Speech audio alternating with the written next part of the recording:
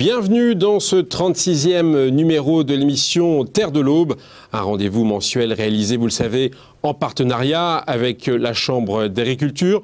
Aujourd'hui, je vous propose de nous promener dans les bois. Nous partons à la découverte d'une ressource auboise importante, la forêt.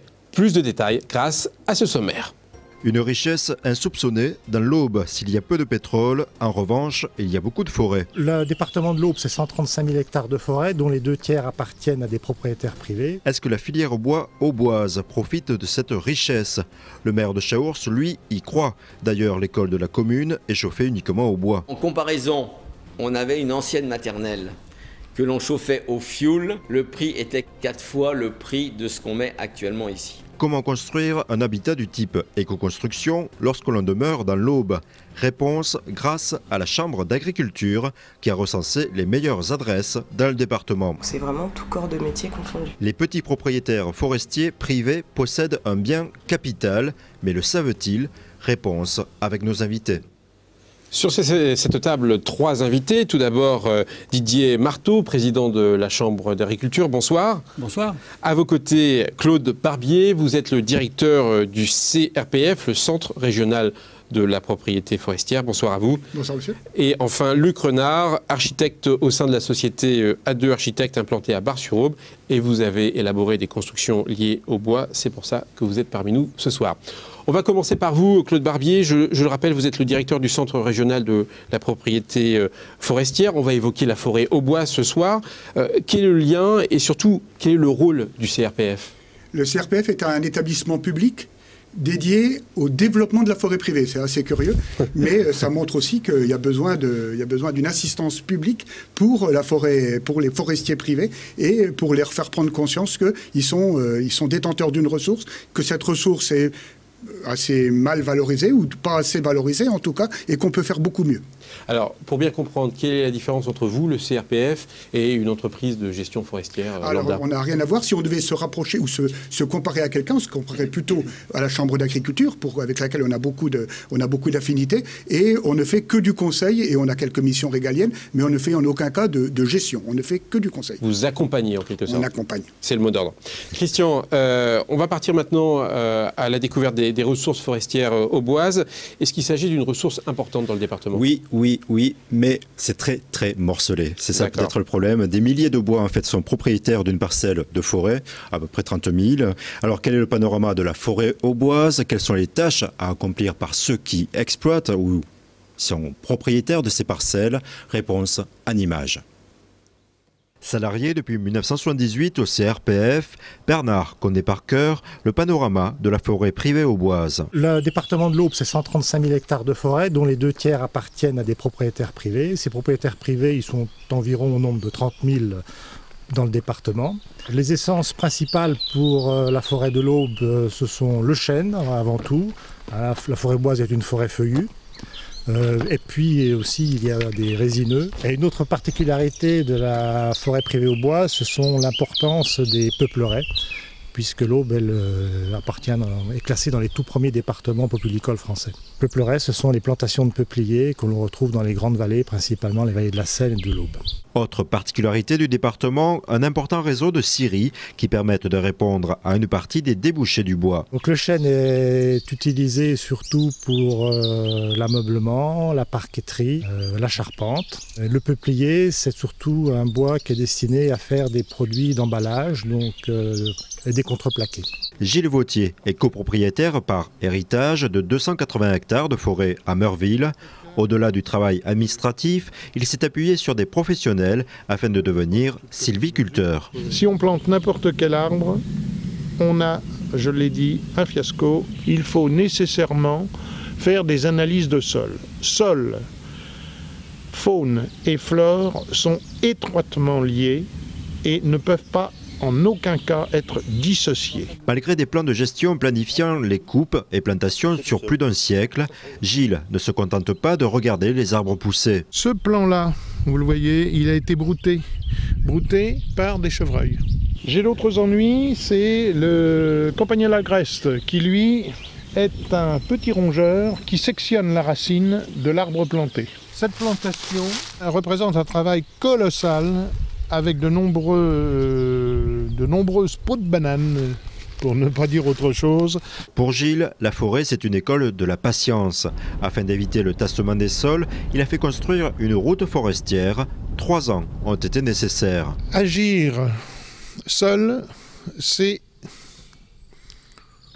non pas aller au suicide, mais peu s'en faut.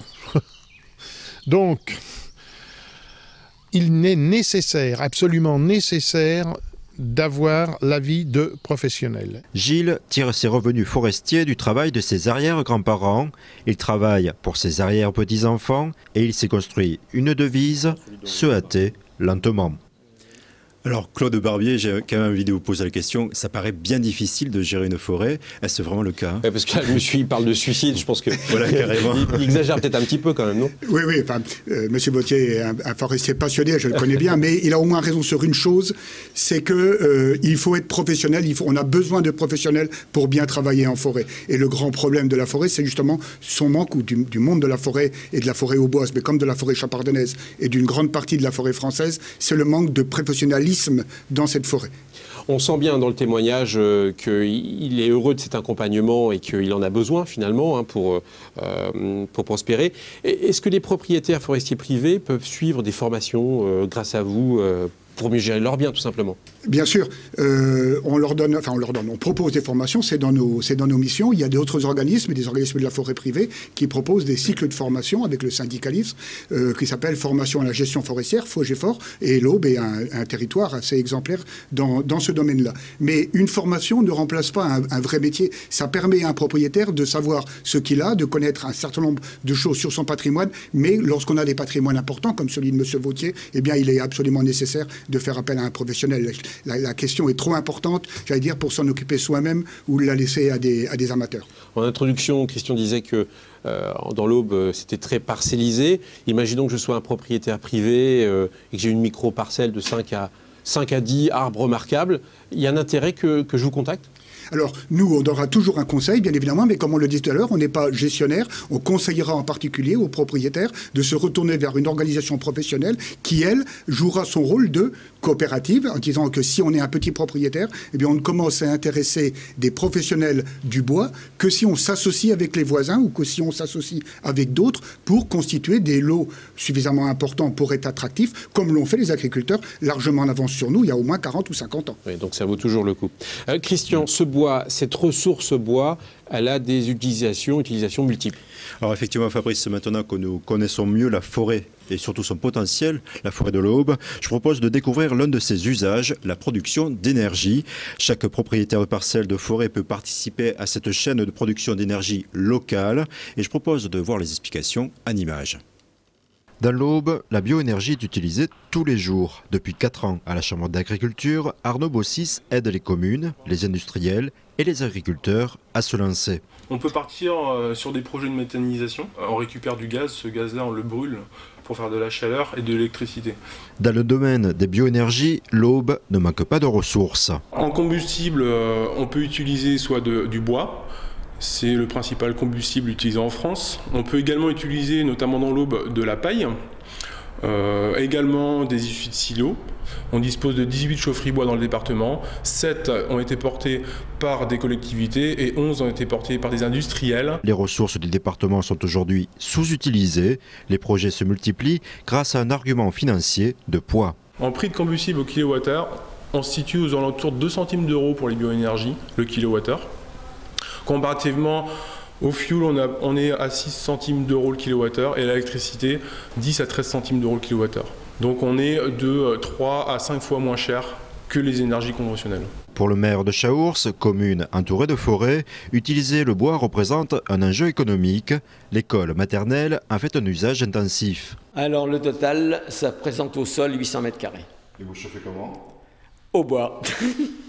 Plus exactement, aux plaquettes de bois. Les 45 tonnes de plaquettes sont fournies par un producteur local. Rentrée en service depuis 1 an et demi, la chaufferie donne entière satisfaction. C'est pas plus complexe que d'avoir une chaudière à fioul. On n'a d'ailleurs pas de panne, on peut dire 2 pannes en 18 mois et des pannes qui sont dépannées en moins d'1 heure par le personnel de la commune. Coût de formation néant. puisque c'était fait dans le cadre de la mise en service et de l'entretien. Et l'entretien nous a coûté 350 €. Du coup, la commune envisage de chauffer la salle des fêtes et d'autres bâtiments communaux. Actuellement, on est même en sous-production par rapport à ce qu'on pourrait obtenir au niveau de la forêt. Et surtout au niveau du domaine privé, qui comprend pratiquement 60% de la forêt totale du secteur. Un potentiel économique méconnu. Aline souhaite lever ce frein à l'expansion de la filière bois en Pays d'Armance.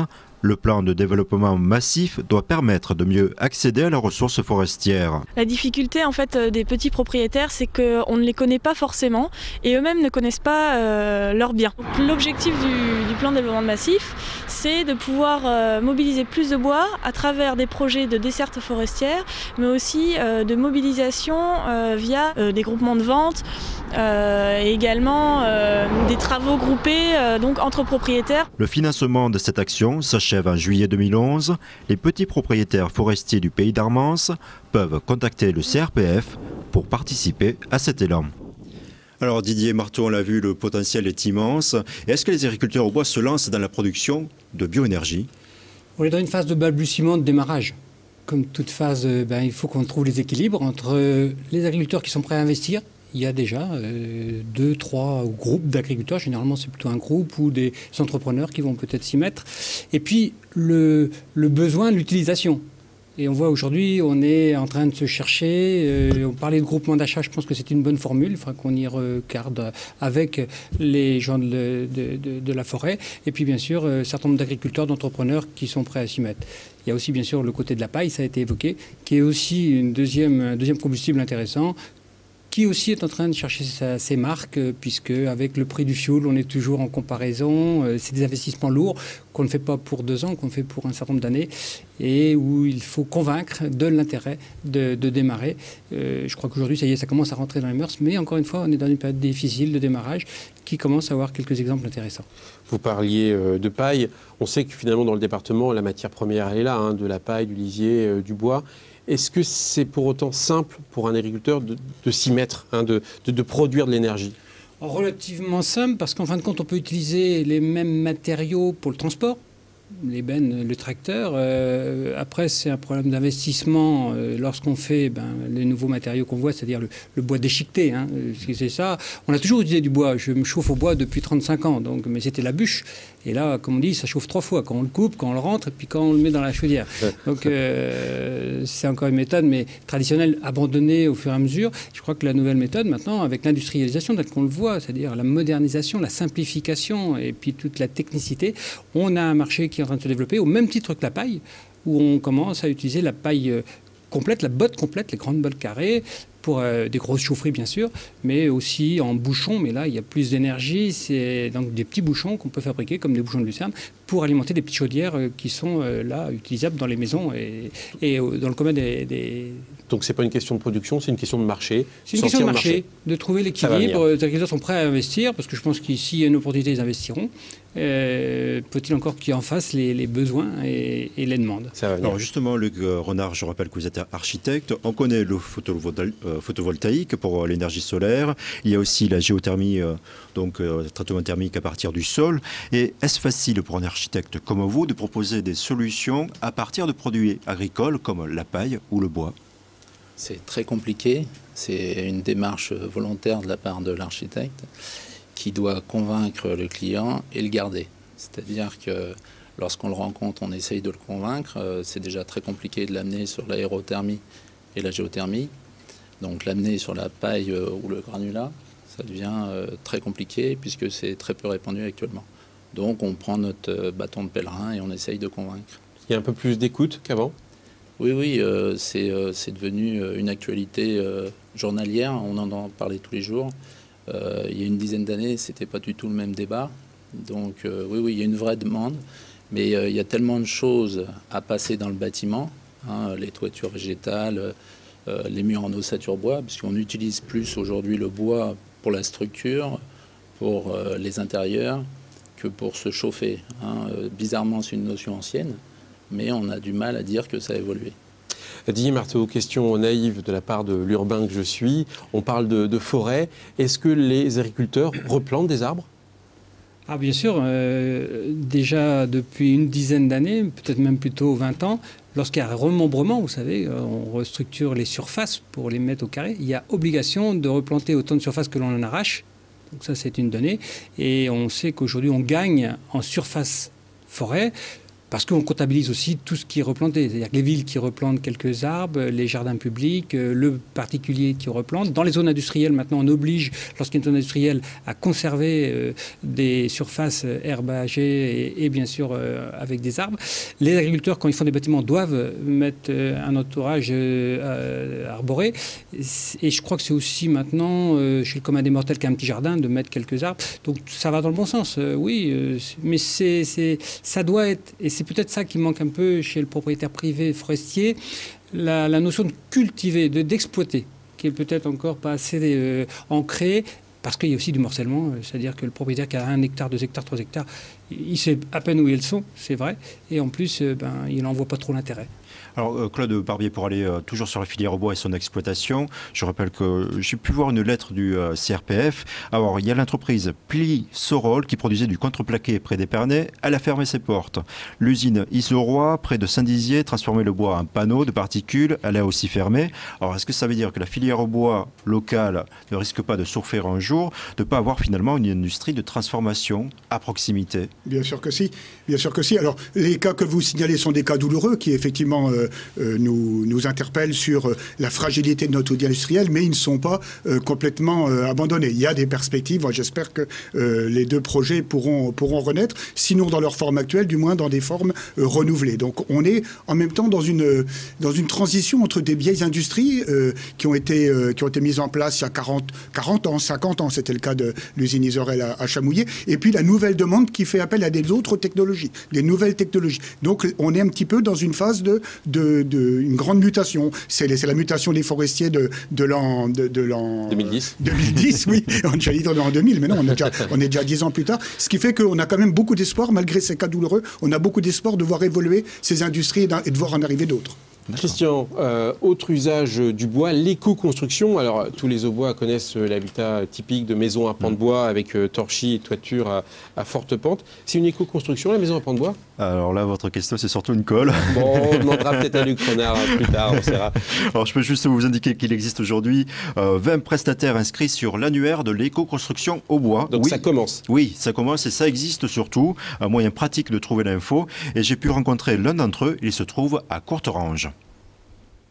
Installée à Courterange, l'entreprise Bois et Nature porte bien son nom. David a créé cette entreprise en 2005. L'éco-construction en rondin, pour lui, c'est une évidence. Rondin, c'est l'état brut de l'arbre, tel qu'on va le chercher en forêt. Il est simplement écorcé, nettoyé avec un nettoyeur haute pression.